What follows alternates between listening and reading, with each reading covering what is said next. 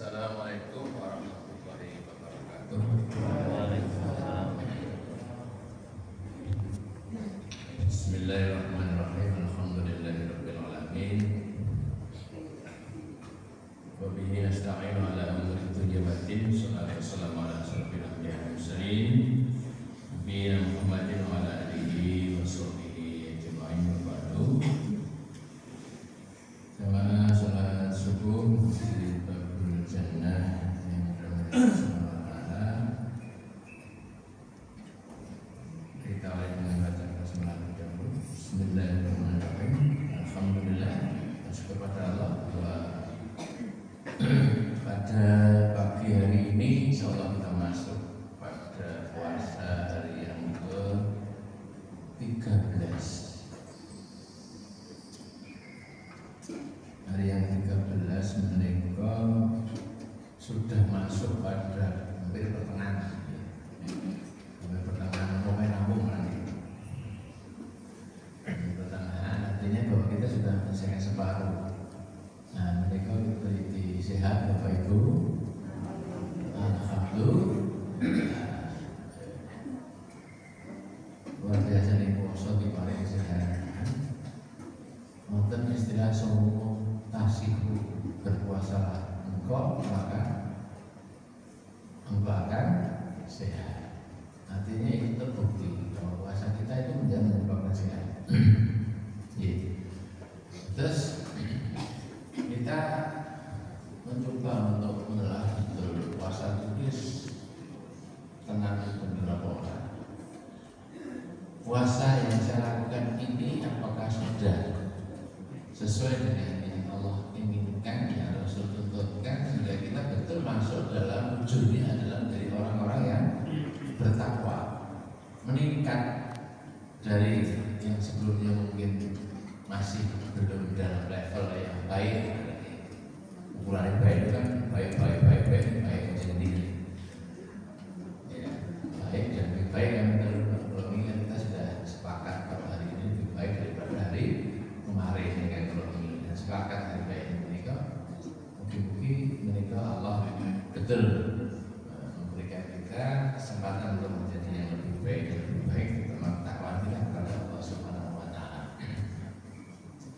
Mereka jangan sampai nanti kita dalam perjalanan puasa itu mengalami poso. Yang kerap dijadikan poso yang yang lain. Artinya puasa manusia insya Allah yang disebut orang-orang yang beriman itu kan berbeda dengan orang puasanya orang yang tidak beriman. Kalau puasa ini liane yang berbuat atau hanya kita balik, membicarakan dalam komunikasi kita kepada orang lain, kepada sesama, kepada keluarga, terutama ya sebuah. Artinya yang biasanya muncul ke pitik sing loro dari sing papat dan yang loro sing papat itu tidak ada bedanya. Nah, kalau seperti itu hal yang kemudian menjadikan puasa kita itu medun, artinya tidak sesuai dengan apa yang diharapkan, karena akan menjadi yang lebih baik. Sehingga menjadi menopang kita mendapatkan hanya lapar dan dahaga, atau dalam arti kata lain poso awake dhewe niku gagal.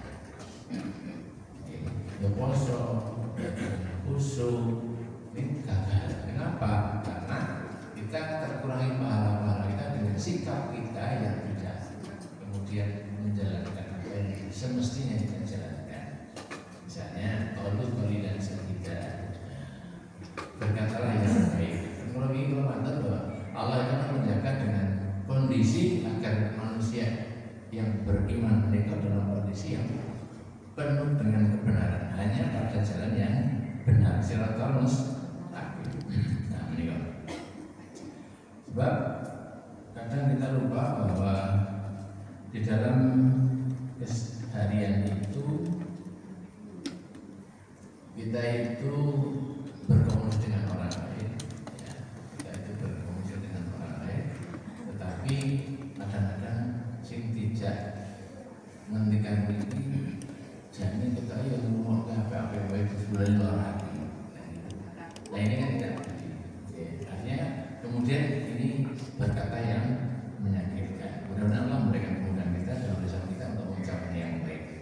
Salawat salam kepada Nabi Muhammad sallallahu alaihi wasallam.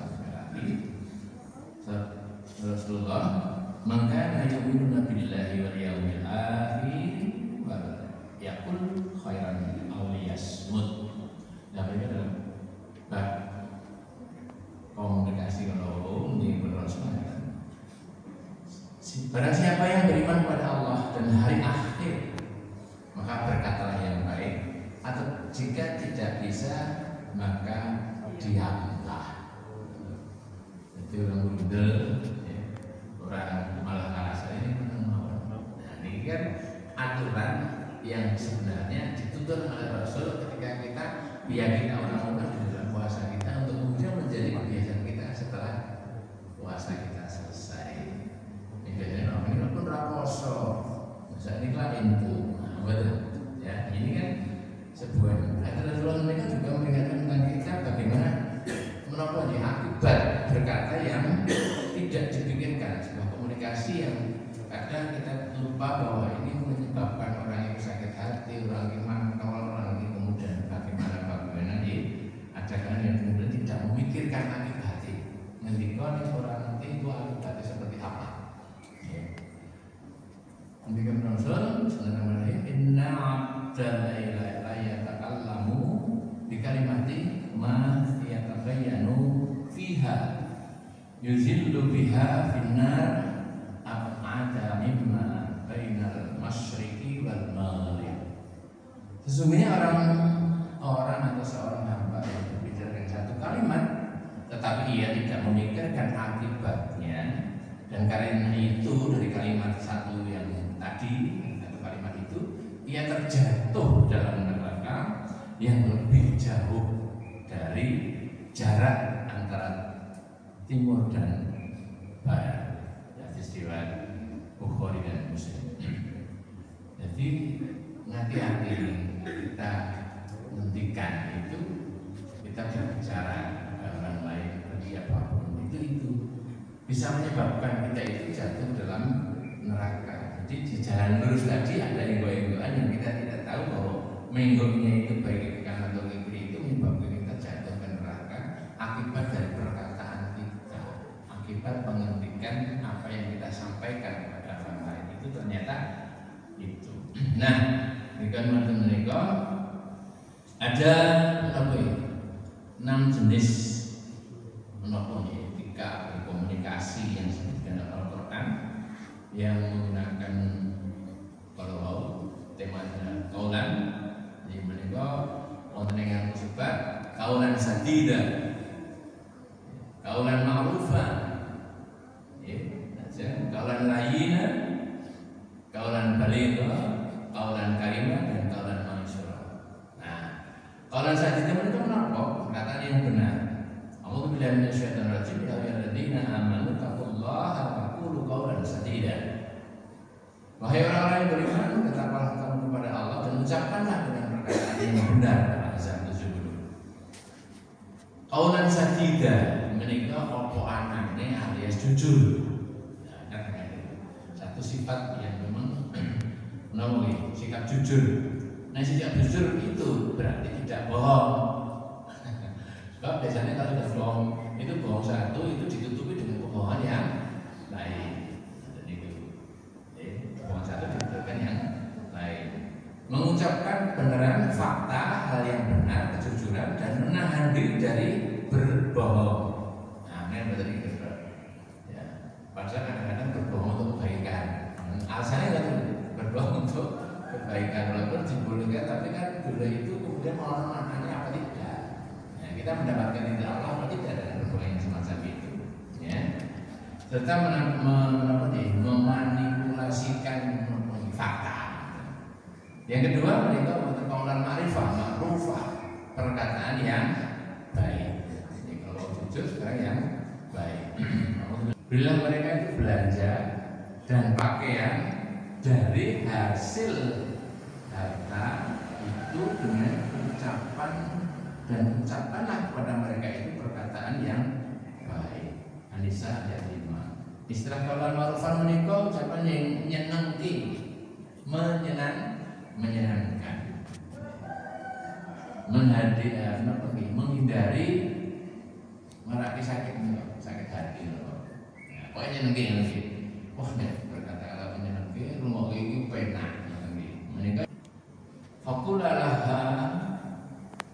Fakulahan kaulan layyina la'alatan yatadakaru yahsya. Berbicara kamu berdua kepadanya. Mereka disebut ketika Firaun dengan perkataan yang lemah lembut, mudah-mudahan dia sadar dan takut. Mereka paham tak benar. Yang seperti kalau yang lainnya menikah ucapan yang baik dengan suara yang merdu yang lembut, penuh perhatian sehingga dapat menggugah hati seseorang. Istilahnya perhatian nyeneng itu barang seneng itu kan menghati ya, seneng mengkutung guyu hatinya mantel bisa mawon itu. Tapi ini sebelumnya dengan juga dia berkata dengan baik lembut, ini nyeneng kita dengan hati. Nah, yang keempat kaulan baligo menikah untuk antara ada bekasnya, ya, ada bekasnya, nabut. Alhamdulillah nasyaitanir rajim. Ulaika alladziina ya'lamullaha ma fi qulubihim fa'rid 'anhum wa'anhum wa qul lahum fi anfusihim qawlan baligha. Mereka itu orang-orang yang Allah ketahui apa yang ada di dalam hatinya.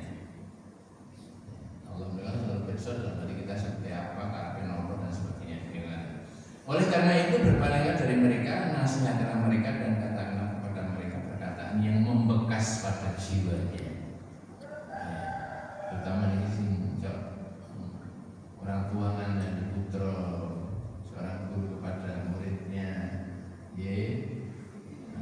seorang ustaz dengan santrinya itu akan membekas. Karena bekas menikah, kalau ngomong ya, yang membekas sebuah kebaikan atau ini kan seperti energi. Energi itu kan wonten hukume niku dengan kuliah atau sekolah dan hukum yang namanya hukum kekekalan energi. Kekekalan energi itulah apa tidak bisa diciptakan, tidak bisa dihapus, punya dia berubah dan bentuk yang lain. Dan menikah ketika kebaikan itu disampaikan, maka ini menjadikan energi kebaikan yang kemudian menjadi resonansi dan gelombang kebaikan kepada orang lain. Menggunakan kalimat yang efisiensi, dimampu dan sebagainya, tapi tidak harus berdiri menggunakan contoh komunikasi yang baik dengan kaulan karimah. Yang kelima, satu kaulan karimah perkataan yang mulia. Tuhan telah memerintahkan agar kamu jangan menyembah selain Allah dan hendaklah berbuat baik kepada ibu bapak. Jika salah seorang di antara keduanya atau kedua-duanya sampai berusia lanjut dalam pemeliharaanmu, sekali lagi jangan kau mengatakan kepada keduanya perkataan atau janganlah kau membentak keduanya, serta ucapkanlah kepada keduanya perkataan yang baik. Al-Isra 23. Menikah ini menunjukkan pada perkataan yang mulia, terutama kepada orang tua kita, orang muslim kita, ingkang kasar, yaitu kaulan maisura, perkataan yang pantas itu pas. Wa iman turiduna manhum tiqa'a rahmatin min rabbika tarjuha wa kullahu qaulan maisura. Jika engkau tidak mampu membantu sehingga engkau terpaksa berpaling dari mereka untuk memperoleh rahmat Allah Tuhanmu yang engkau harapkan, maka ucapkan kepada mereka perkataan yang lemah maisura. Menikah gampang, artinya perkataan maisura mereka perkataan yang mudah diterima orang lain. Mereka menggunakan caranya bahasa yang sederhana, tidak berdiri-diri, sederhana. Bahasa yang mudah diterima oleh orang lain. Dan menikah aturan-aturan atau